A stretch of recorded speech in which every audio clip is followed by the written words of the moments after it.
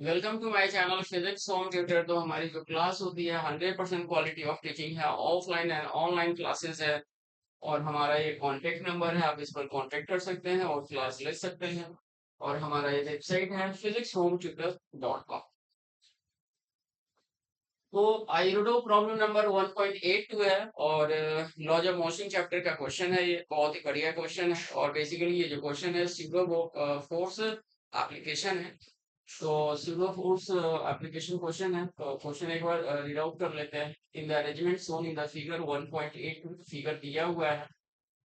The masses small m of the bar and capital M of the base as well as the base angle alpha are known। मतलब ये जो base है, base के साथ जो ये एंगल है ये अल्फा है। The masses of the pulley and the thread are negligible। तो जो पुल्ली का मास है और ये जो थ्रेड है, ओके, और ये जो थ्रेड है इसका मास क्या है, निग्लेजेबल है, मतलब निग्लेक्टेड है। तो मतलब क्या होगा कि यहाँ का टेंशन टी और यहाँ का टेंशन टी और टेंशन टी क्या होगा, रिमेंस कांस्टेंट रहेगा। Okay, friction is absent, friction absent है, मतलब फ्रिक्शन भी नहीं है। तो find the acceleration of the base capital M. तो इस बेस के एक्सेलरेशन हमारा कैलकुलेट करना है। तो हमने सपोज कर लिया कि वेव जो है कैपिटल ए एक्सेलरेशन से इस डायरेक्शन में मूव कर रहा है। इस डायरेक्शन में जब ये मूव कर रहा है तो स्मॉल एम जो बार है वो हमारा क्या होगा, इस डायरेक्शन में हमारा स्लाइड करेगा और इसका हमने सपोज कर लिया स्मॉल ए। तो अकॉर्डिंग टू दिस डायग्राम, मतलब कैपिटल एम जो है इस सरफेस के कांटेक्ट में है और ये सरफेस जो है रेस्ट में है। ये जो सरफेस है रेस्ट में है, तो कैपिटल एम जो होगा इनर्शियल रेफरेंस फ्रेम होगा। ओके, और ये जो स्मॉल एम मास है वो बेस के रिस्पेक्ट में है और बेस हमारा मूव कर रहा है। तो स्मॉल एम जो मास है ये नॉन इनर्शियल रेफरेंस फ्रेम में आ जाएगा। जब नॉन इनर्शियल रेफरेंस फ्रेम में आ जाएगा तो मीन्स इस पे सीरो फोर्स एप्लीकेबल हो जाएगा।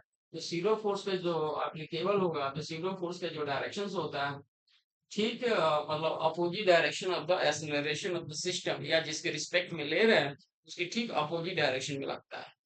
तो हमारा कैपिटल ए इधर मूव कर रहा है एक्सेलरेशन से, तो जीरो फोर्स इसके अपोजिट, कैपिटल ए लेफ्ट में लग जाएगा।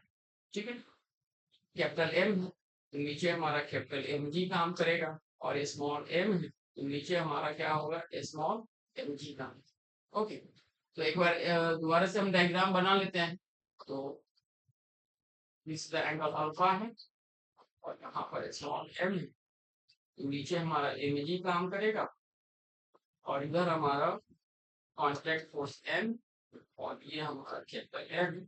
हाँ, this is the angle force. Okay, तो इस एम जी का क्या होगा, हमारा दो कंपोनेंट ब्रेकअप होगा। This is the M G cos alpha and this is the M G sine alpha. Okay, fine. And now इस पर हमारा क्या होगा, this is the zero force act करेगा एम में। ओके, और अगर हम इसको हम आगे एक्सटेंड करते हैं तो वर्टिकली अपोजिट एंगल से ये हमारा अल्फा एंगल हो जाएगा। ओके, जब ये अल्फा है तो 90 माइनस अल्फा हो जाएगा। ओके, तो 90 माइनस अल्फा हो जाएगा। ओके, तो फिर ये क्या होगा हमारा, दिस एंगल अल्फा हो जाएगा। तो इधर का कंपोनेंट हमारा ब्रेक हो जाएगा एम में कॉस अल्फा।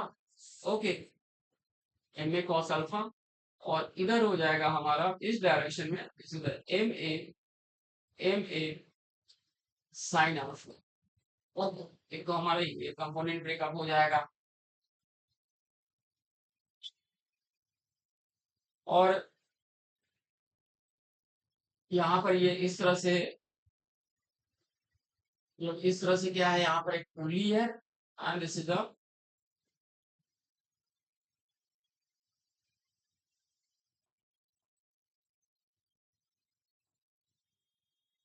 इस तरह से ये बेस है और ये हमारा इस तरह से ऐसे कनेक्टेड। ओके, तो मतलब ये एक्चुअली ये इधर ऐसे कनेक्टेड है और ये हमारा पुली के साथ ये इस तरह से डायग्राम है। तो मीन्स क्या होगा, यहाँ पर टेंशन इक्वल एंड अपोजिट, और ये इंक्लाइंड है तो ये एंगल हमारा इधर अल्फा हो जाएगा। तो मतलब इसका कंपोनेंट हो जाएगा हमारा टी कॉस अल्फा। ओके, ये तो हमारा ये हो जाएगा। और स्मॉल एम इसके ऊपर क्या लगा रहा है हमारा कैपिटल एन कांटेक्ट फोर्स लगा रहा है, क्योंकि कांटेक्ट फोर्स जो होता है वो इक्वल एंड अपोजिट अप्लाइड होता है। तो इक्वल एंड अपोजिट जब अप्लाइड होता है तो इस पर हमारा कैपिटल एन हमारा इधर अप्लाइड होगा, तो इस कैपिटल एन का हमारा दो कंपोनेंट ब्रेकअप होगा। This is the N cos alpha, okay, और एन कॉस अल्फा, और इधर हो जाएगा हमारा N sine N sine alpha, okay.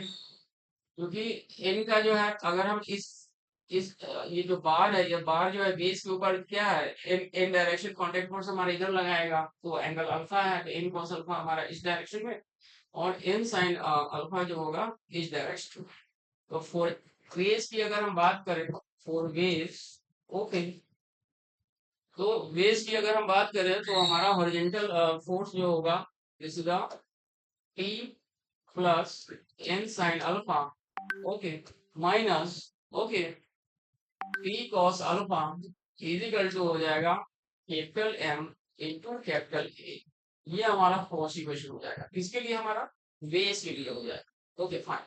अब हम बार का इक्वेशन बनाते हैं, तो बार का अगर हम इक्वेशन बनाते हैं तो बार का स्मॉल एम मास है, तो हमारा एक तो हमारा एम इधर एक्ट कर रहा है, और स्मॉल एम मास के लिए, ओके, तो स्मॉल एम मास के लिए हमारा इधर मतलब एक्ट कर रहा है, ओके। तो हमारा हो जाएगा this is the N plus M A okay, and this is the M A sine alpha, okay. And इस फोर्स को जो है बैलेंसिंग हमारा कौन कर रहा है, एम जी कॉस अल्फा, तो means is equal to M G cos alpha, okay. So this is the हमारा सेकेंड इक्वेशन हो जाएगा। और थर्ड इक्वेशन हम इस लाइन के अलॉन्ग में बनाएंगे।